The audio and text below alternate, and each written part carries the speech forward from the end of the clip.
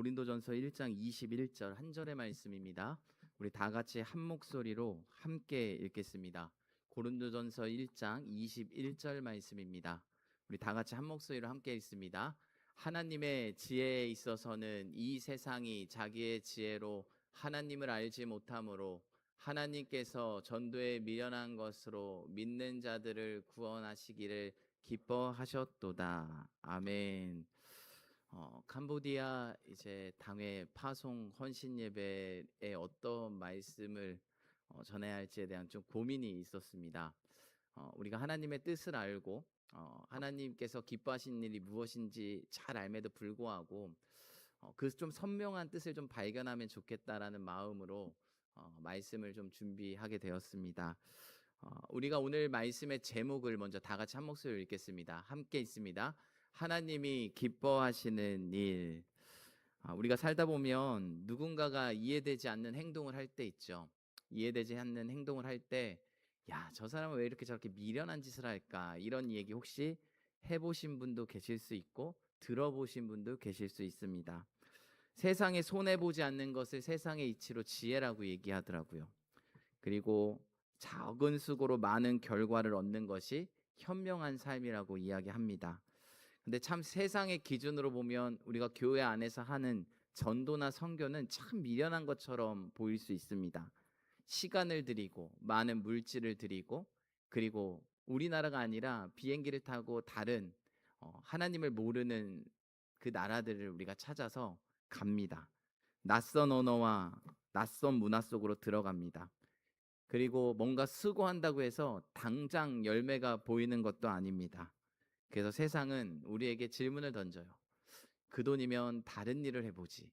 왜 이렇게 돈을 낭비하느냐. 이렇게 얘기할 수도 있습니다.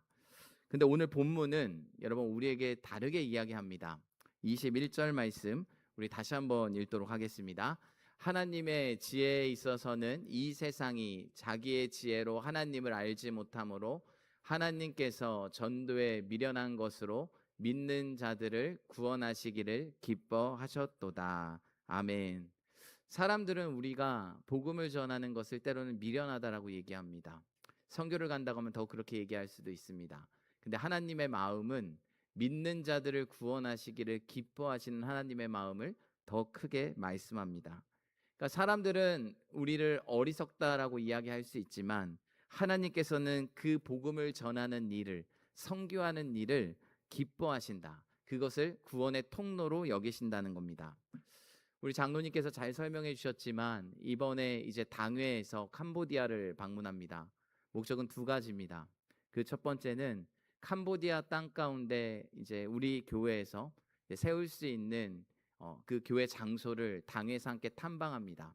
그리고 또 하나는 저는 그 앙코르 신학교라는 곳에서 이제 이렇게 교회 지도자들을 말씀으로 가르치는 사역을 감당하게 됩니다. 선교는 단지 그냥 건물 하나를 세우는 것, 교회를 세우는 것, 사실 이것에서 끝나면 안 되는 것이죠. 그 땅 가운데 영혼들이 예수 그리스도를 믿고 그리고 말씀으로 양육받고 그리고 다시 복음을 전하는 그 교회가 될 수 있도록 재생산이 계속 일어나는 교회가 될 수 있도록 교회를 세우고 사역자를 함께 세워가는 것, 이것이 사실은 우리 교회가 또 가져야 할 중요한 사명입니다. 그래서 오늘 말씀 가운데 제가 세 가지를 좀 함께 나누고 싶은데요. 첫 번째 말씀입니다. 다 같이 한 목소리로 읽겠습니다. 인간의 지혜로는 하나님을 알 수 없기 때문입니다. 우리가 왜 선교 사명을 감당해야 하는가? 그거에 대한 첫 번째 답을 이렇게 말씀하고 싶습니다. 인간의 지혜로는 하나님을 알 수 없기 때문이에요. 우리가 선교를 한다고 하면 우리도 모르게 머릿속으로 계산하는 일들이 생깁니다. 사실 계산하기 시작하면 선교 못합니다. 저는 교회의 정체성 중에 하나가 교회는 물질적으로 어렵든 풍성하든 개척교회라고 선교 못하는 거 아니고 큰 교회라고 선교 못하는 거 아닙니다. 이것은 교회의 정체성의 문제예요. 우리가 물질이 아무리 어려운 개척교회여도 그 뭔가 성도들의 헌금을 모아서 원칙적으로 그것에 대한 10분의 1을 우리가 선교로 사용합니다. 그렇게 정해서 선교에 대해서 어려운 교회, 개척교회에서부터 선교를 감당하는 교회들이 생각보다 많이 있습니다. 왜냐하면 이 선교라는 것은 우리가 정말 하나님께서 기뻐하시는 일이고 이것은 인간의 지혜로는 하나님의 일을 알 수 없기 때문에 하나님께서 우리에게 맡겨주신 일들을 우리가 감당하는 겁니다.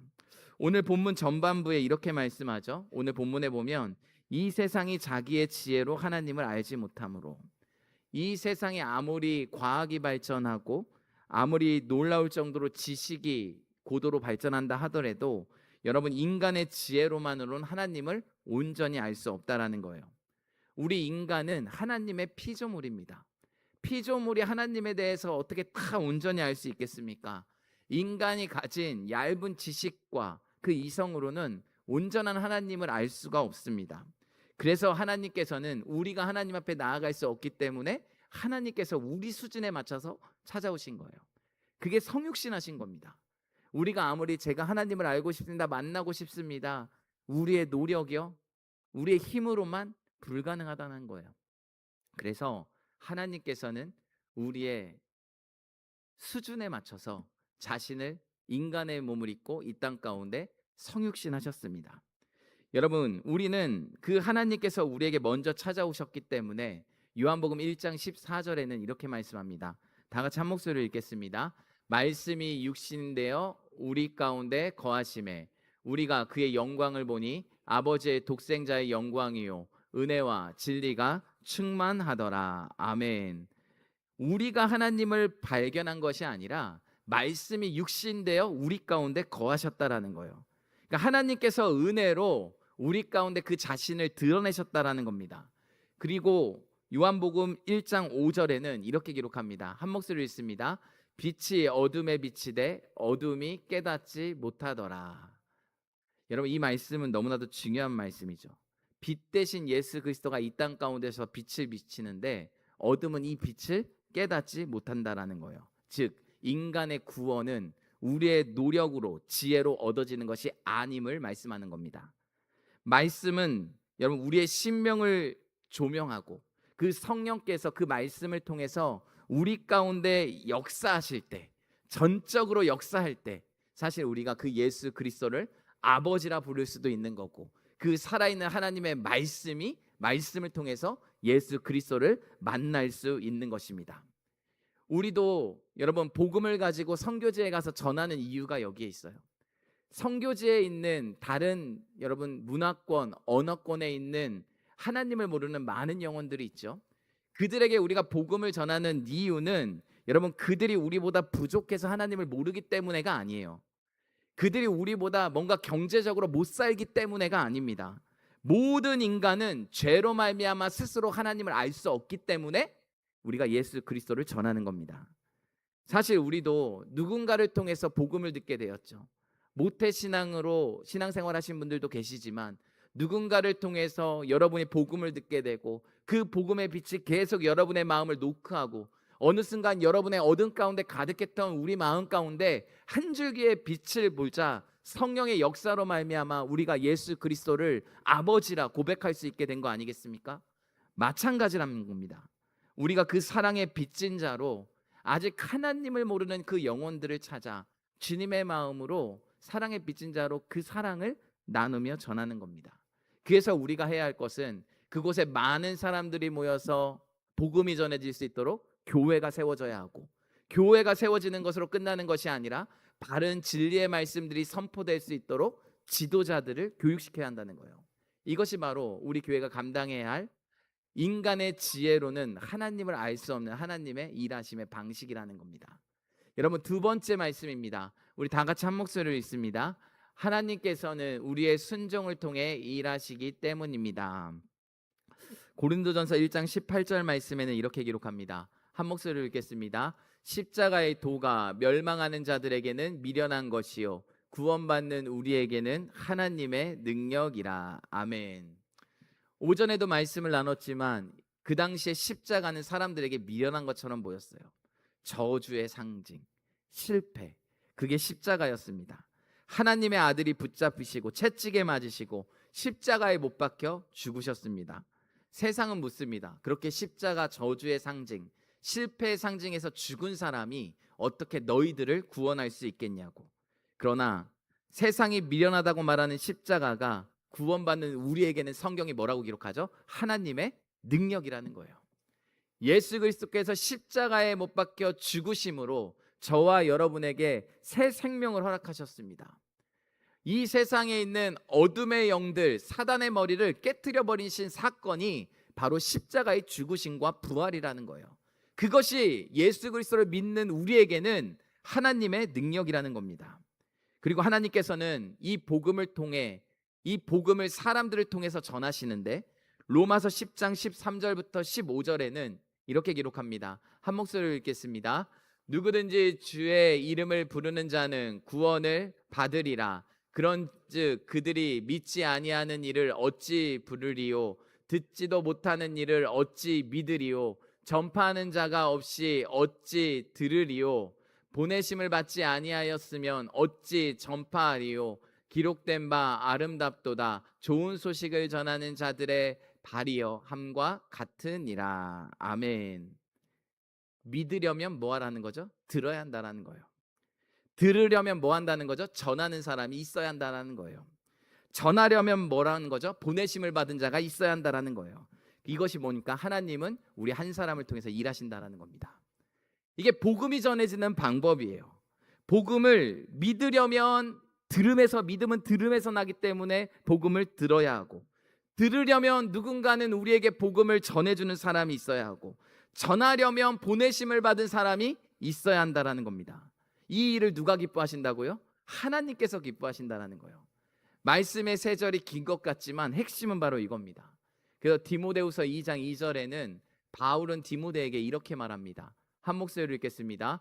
또 내가 많은 증인 앞에서 내게 들은 바를 충성된 사람에게 부탁하라. 그들이 또 다른 사람들을 가르칠 수 있으리라. 아멘. 바울이 디모데에게 복음을 전했고, 디모데는 다른 충성된 사람들에게 복음을 전했고, 그들은 또 다른 사람들에게 전해서 우리에게 그 복음이 전해진 거예요. 하나님의 복음에 전해지는 방법입니다. 이것이 복음의 계승이죠.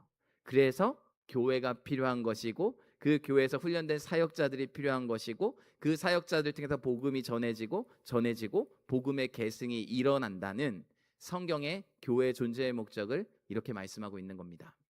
여러분, 마지막 한 가지를 더 나눕니다. 세 번째 말씀입니다. 한 목소리로 함께 읽습니다. 하나님께서는 한 영혼과 한 교회가 세워지는 것을 기뻐하시기 때문입니다. 아멘.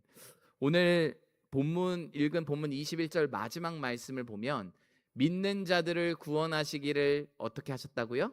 기뻐하셨도다. 하나님께서 정말 좋아하신다는 거예요. 믿는 사람, 그게 한 영혼이라도 하나님께서는 너무 기뻐하신다는 겁니다. 한 영혼을 향해 구원받는 기쁨이 얼마나 큰지 하나님께서는 탕자의 비유를 통해서 말씀하셨죠. 누가복음 15장을 보게 되면, 여러분 탕자의 비유 아시죠? 큰아들도 사실은 탕자예요. 아버지의 마음을 모르는 탕자, 은근슬쩍 탕자, 대놓고 탕자가 둘째 아들이죠. 재산을 받아갖고 가서 탕진했더니 다시 누가 생각나요? 아버지가 생각나고, 그때가 좋았는데 아버지의 기을 기억합니다. 누가복음 15장 18절에 이렇게 기록되어 있죠. 한 목소리로 읽습니다. 내가 일어나 아버지께 가서 이르기를, 아버지, 내가 하늘과 아버지께 죄를 지었사오니.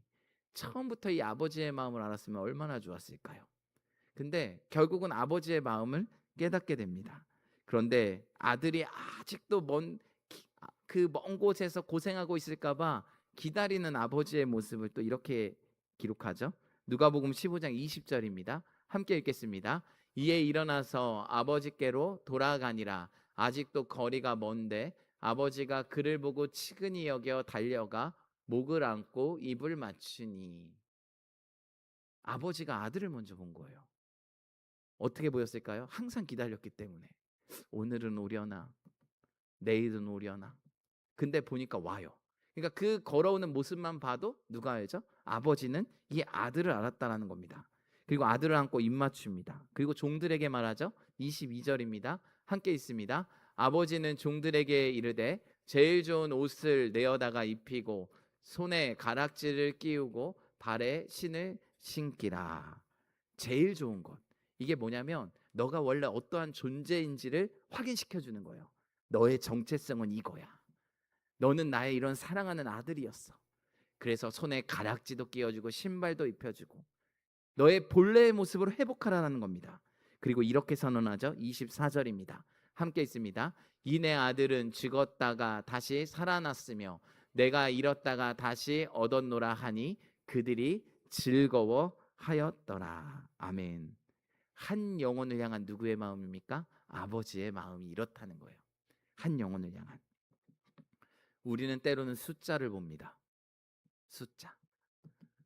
근데 하나님께서 보시는 것은 숫자, 여러분 효율성 이게 아니에요. 뭐냐면 한 영혼이에요. 한 영혼. 이 세상에 정말 많은 우리가 물질을 투자해요. 근데 여러분 우리가 교회에서 여러분 많은 물질을 투자했는데 딱 2명 구원 얻었어요. 많은 물질을 투자했는데 그럼 우리는 제일 먼저 머릿속에 생각나는 것이 이게 과연 효율적인가? 낭비 아닌가? 이런 생각을 갖게 되죠. 근데 하나님께서 보시는 것은 그 계산이 먼저가 아니었고 무엇입니까? 한 영혼이었다라는 사실이에요. 교회에서 우리가 한 영혼에 힘써야 할 바로 마음이 바로 이 하나님의 마음입니다. 하나님께서는 한 영혼이 돌아왔다. 죽었던 아들이 다시 살아났다. 이것을 위해서 함께 뭐 하자는 겁니까? 기뻐하자는 거예요. 100명 차면 기뻐하자. 1000명 차면 기뻐하자. 목적을 갖고 기뻐하는 게 아니라 그냥 그 한 영혼이 돌아왔을 때 그때 하나님의 마음은 그거로 인해요 너무 기뻐하는 거예요. 그 한 영혼은 하나님께는 겨우 한 명이 아니라는 사실이죠. 그 한 영혼 예수 그리스도께서 십자가에 피 흘려 죽으실 만큼 우리를 살리고 싶었던 그 한 영혼이라는 거예요. 그 한 영혼. 그리고 그 한 영혼이 구원받는 것으로 끝나는 것이 아니라 그 영혼들이 모여서 교회가 세워진다면 그 교회로 세워진 곳을 통해서 많은 영혼들이 구원받는다면 이것보다 하나님께서 기뻐하시는 일은 없다라는 겁니다. 그래서 그것을 하나님께서 우리에게 말씀해 줍니다. 마지막 말씀입니다. 예수님께서 승천하시면서 우리에게 부탁하신 말씀이 있어요. 마태복음 28장 19절 20절 지상명령이죠. 한 목소리로 읽겠습니다. 그러므로 너희는 가서 모든 민족을 제자로 삼아 아버지와 아들과 성령의 이름으로 세례를 베풀고 내가 너희에게 분부한 모든 것을 가르쳐 지키게 하라. 볼지어다 내가 세상 끝날까지 너희와 항상 함께 있으리라 하시니라. 아멘. 주님은 가서 복음 한번 전하고 돌아오라 이렇게 말씀하지 않았습니다. 가서 뭐 합니까? 19절 말씀 보여주시겠습니까? 가서 뭐 하래요? 민족을 제자로 삼아. 또 뭐 하래요? 아버지와 아들과 성령의 이름으로 뭘 베풀어요? 세례를 베풀고. 20절 말씀 보십시오. 그 다음 내가 너희에게 분부한 모든 것을 뭐 하라? 가르쳐 지키게 하라. 하나님이 우리와 어떻게 하신대요? 함께 하신대요.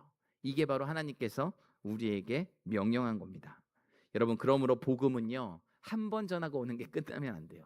복음은 지속성을 가져야 합니다. 계속하는 거예요. 될 때까지 하는 거예요. 우리가 어떤 영혼이 하나님께서 준비한 영혼인지 모르기 때문에 주님의 마음을 갖고 계속 전하는 겁니다. 그리고 그 복음이 계속 선포되고 그 안에 있는 성도들은 계속 말씀으로 양육받고 다른 제자들을 세우고 계속해서 재생산되는 여러분 그것을 하나님께서 기뻐하신다는 것을 우리에게 말씀해 줍니다. 오늘 말씀을 맺겠습니다. 여러분 이제 내일부터 당회에서 캄보디아 이제 어떻게 보면 교회를 세울 수 있는 곳을 정탐하고 또한 지도자를 또한 가르치고 세우러 그것을 발걸음하게 됩니다. 여러분 오늘 말씀 기억하십시오. 하나님께서는 전도에 미련한 것으로 믿는 자를 구원하시기를 기뻐하신다라는 거예요. 그것을 위해서 독생자 예수 그리스도를 이 땅 가운데 보내셨습니다. 죄 없으신 예수 그리스도께서 우리를 위해 십자가에 못 박혀 죽으셨습니다. 그 사랑으로 우리는 구원을 받았습니다.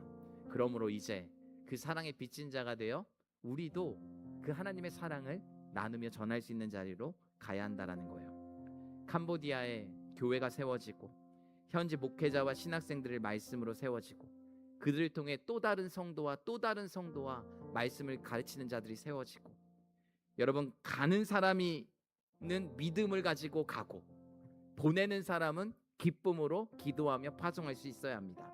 역할은 다르지만 우리의 목적은 동일하다라는 거예요. 당회만 간다고 여러분이 안 가는 거 아니라는 겁니다. 당회에서는 여러분의 기도와 또한 여러분의 관심과 여러분의 후원을 통해서 또한 그곳에 발걸음하지만 여러분은 뭐 하는 거예요? 보내는 일로 함께 그 기쁨을 동참하는 거예요. 이것을 기억해야 합니다. 그래서 우리 믿음의 성도님들은요, 한 주간 진짜 열심히 기도해 주셔야 돼요. 에이, 목사님도 없고 장로님도 없으니까 이 기회에 한번 쉬자. 잘못된 겁니다. 이럴 때 뭐 해야 한다고요? 더 기도하셔야 돼요. 왜냐하면 여러분은 뭐 한 자기 때문이죠? 보낸 자기 때문이에요. 우리 당회에서는 믿음으로 가지만 여러분은 보내는 자기 때문에 함께 기도로 함께 협력하고 함께 그 선교에 동참해 주셔야 한다는 겁니다. 그래서 이번 한 주간 우리의 각자의 발걸음하고 있는 위치는 다르지만 우리 교회가 한마음 한뜻으로 캄보디아 땅을 밟고 그곳에서 하나님이 주시는 마음들과 또 하나님께서 보여주시는 또한 그 교회의 자리를 우리가 함께 탐방하고 또한 믿음의 지도자들을 우리가 함께 세우는 일에 당회와 당회뿐만 아니라 우리 믿음의 성도들이 함께 이 귀한 헌신에 참여해 줄 수 있는 한 주간이 될 수 있기를 예수님의 이름으로 축복합니다.